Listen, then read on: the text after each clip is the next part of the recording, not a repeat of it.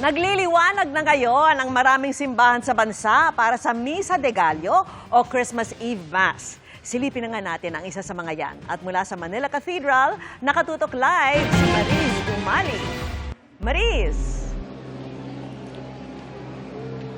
Vicky, hindi lang physical kundi pati na rin espiritual na paghahanda para sa kapanganakan ni Jesucristo ang ginagawa ng ating mga kababayan tuwing bisperas ng Pasko. At isa nga sa pinakamahalagang paghahandang yan ay ang pagdalo sa Christmas Eve Mass na magsisimula na rito sa Manila Cathedral ngayong alas 8 ng gabi.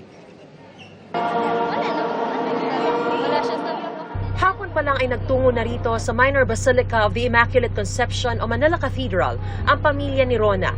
Galing pa raw silang Negros pero rito na sila sa katedral magsisimba dahil pasakay na raw uli ng barko bukas ang kanyang asawang seaman na si Christopher. Paalis na kasi ako bukas. Tapos hindi ka man ako makauwi sa aming lugar kaya yung asawa ko na pinapunta dito. God first talaga. Mas maganda i-celebrate na lang sa simbahan yung ganun, ma'am, na makapagdasal kami, ganun, na kasama yung family ko. Nakagayak na nga ang simbahan para sa Christmas Eve Mass na pangungunahan ni Manila Archbishop Jose Cardinal Advincula at co-celebrated ng iba pang mga pari. Nasa atin pala ang Diyos, kaya malaking pag-asa na yun na oo, may magiging magandang kinabukasan. No? Madaming problema sa paligid pero nasa atin ang Diyos, kasama natin ang Diyos. Ang mga turistang ito mula sa Australia, manghang-mangha sa ganda raw ng simbahan natin. They were amazing. So looking here at the churches here, they are really spectacular.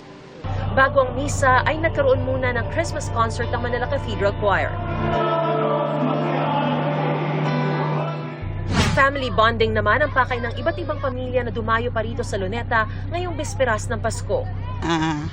Hindi po kayang bayaran ang memories na nabuo dito. Presko, walang bayad. Parang nasa ulap ka, gano'n. Kasi sobrang saya lang. Makikita mo yung mga bagong mga view, ganyan po. Tapos yun nga, sabi ko, mga city lights, ganyan. Lalo't nakasama ko sila, mga pamilya ko. Ang pamilya namang ito taon na raw pinlanong makapagluneta para makapag-reunion.